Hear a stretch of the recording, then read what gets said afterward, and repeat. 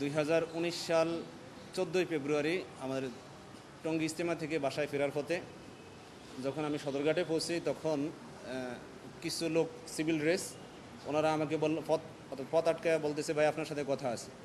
তো বললাম, আপনারা কারা, কি কথা? তো বললো যে আমাদের সাথে একটু যাইতে হবে আমাদের অফিসে। বললাম, লঞ্চ তো ছেড়ে দিতেছে, লঞ্চে উঠেন, কথা বলি। বলতেছে, না, আমাদের সাথে যাইতে হবে, আপনি এখন না, পরবর্তীতে বাড়িতে যাইতে পারবেন। এটা বললো ওরা এক প্রকার জোর জবরদস্তি করে আমাকে উপরে নিয়ে গেছে। আমার সাথে আমার তাবলিগের বেডিং ছিল, এমনকি টুকটাক দোকানের কিছু মালামালও ছিল। তো ওরা ওদের কাছে মালামালগুলো নিয়ে গেছে, আমার কাছ থেকে মোবাইলও নিয়ে গেছে, নিয়ে সিম কার্ড সাথে সাথে আমার সামনে সিম কার্ডগুলো খুলে লাইছে। যখন সদরঘাটের টার্মিনাল থেকে উপরে নিয়ে আসছে দেখলাম যে র্যাবের কয়েকটা গাড়ি, র্যাব 11 ইয়া লেখা, প্লাস পোশাক পরিহিত অনেকেই ছিল, ওইদিকে 3-4টা গাড়ির মতোই ছিল। পরবর্তীতে ওরা আমাকে গাড়িতে উঠায় হাত করা পরাইছে। আমার মাথার পাগড়ি খুইলা, আমার মাথায় পাগড়ি ছিল, ওই ছবিগুলো আছে আমার কাছে এখনও। তো ওই পাগড়ি খুইলা আমার চোখ বাঁধছে। বাইদা একজন বলতেছে, চলো এই সাভারের দিকে চলো।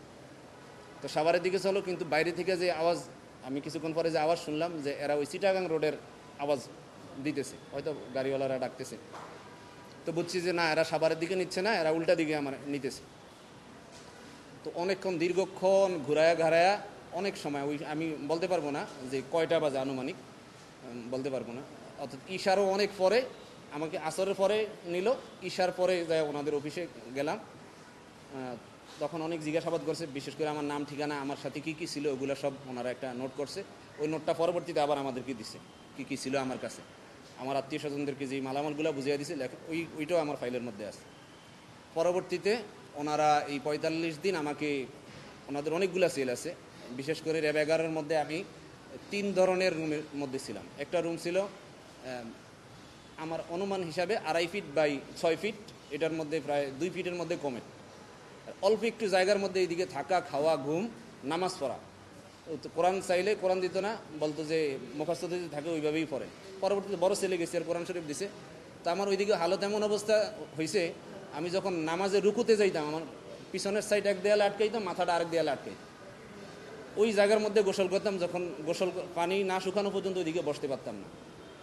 এর মধ্যেই নামাজ পড়া, থাকা, ঘুম, এদিকে লম্বা সময় রাখছি। আর ওইটা টর্চার রুমের পাশেই ছিল। যাদেরকে টর্চার করা হইতো, ওরা যখন বিকট আওয়াজে চিৎকার দিত, আমার মানসিকভাবে খুবই কষ্ট লাগতো। এমনি ওরা আমাকেও টর্চার করছে।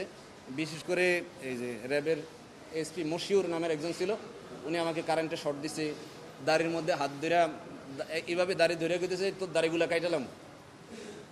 কাইটালামো, এই তুই কোন দলের সদস্য? তো বলতেছি যে আমার তো দেখলি না, আমি ইজতেমা দিকে আসতেছি, দাওয়াত তাবলীগের ম্যান। কয়, না, তুই এটা করস না, তুই অন্য কিছু করস। তো বললাম যে ঠিক আছে, আমি যদি অন্য কোনো কিছু করি আপনারা বইলা দেন। লম্বা সময় আটকিয়ে রাখছে যে বইলা দেন কি করি, তাইলে আমি ওইটাই বলবো। কইতেছে, না, তোরই কই তুই, এই আর কি।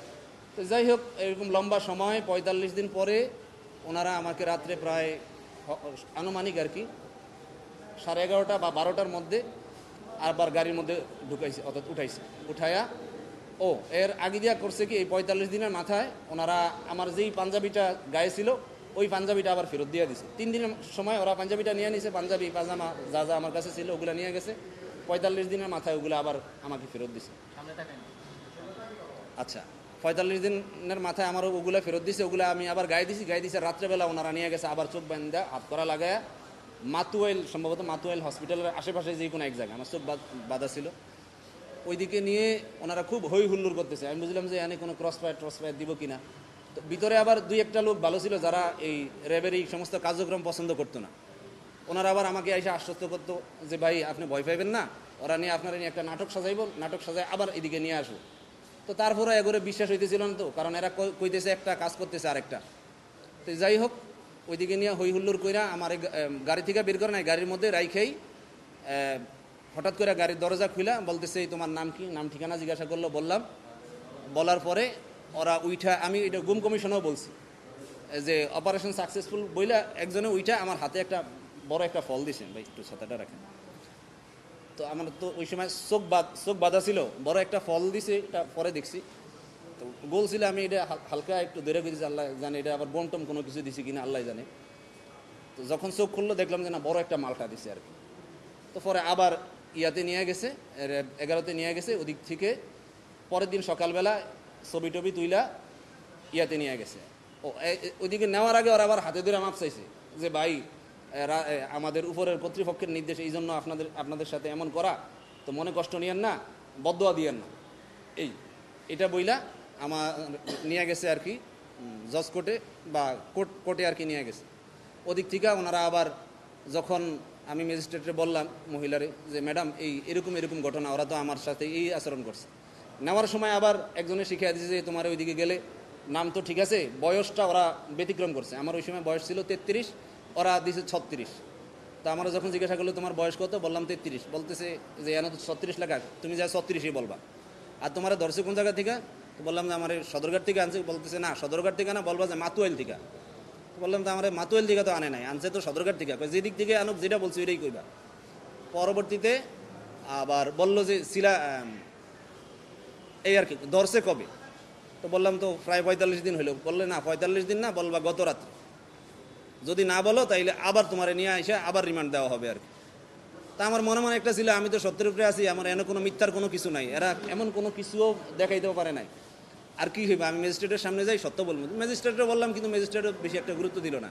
উনি বলতেছে যে কি করার, আপনার নাম তো এজাহারের মধ্যে আছে। আমি কইতেছি ম্যাডাম আমি তো এজাহার সম্পর্কেও জানি না, কারণ যেহেতু এই মামলার সাথে আমি জড়িত না, বা মামলার মধ্যে কোনো সময় এরকম পেরেশানির মধ্যে পড়িও নাই। পরে এজাহারের মধ্যে দেখলাম শুধু আমার নাম মাসুদ গাজী লেখা, পিতা অজ্ঞাত, ঠিকানা সব কিছু অজ্ঞাত। তো যাই হোক, উনি 3 দিনের রিমান্ড দিল, আবার জেলখানায় পাঠিয়ে দিছে। এই জেলখানা অভিযোগটা হলো যে আমাকে ইজতেমা থেকে ওরা যে অভিযোগটা দিছে, ওরা অভিযোগ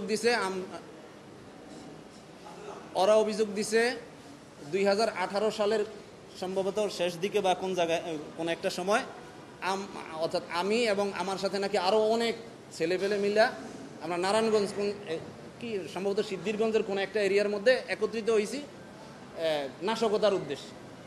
অথচ এটার ন্যূনতম একটা হলো যে আমি ওদেরকে চিনিই না, ওই যে ছেলেদের সাথে আমার মিলাইছে, একটা হলো ওদেরকে চিনিই না। পরবর্তীতে আরেকটা ঘটনা হইলো যে যখন 5 তারিখের পট পরিবর্তন হয়েছে, আর র্যাবের যে এএসপি আলেপ যে আমাকে সর্বপ্রথম ওই ইয়ার মধ্যে আঘাত করছে, আমার 2 কানের মধ্যে থাবর দিছে।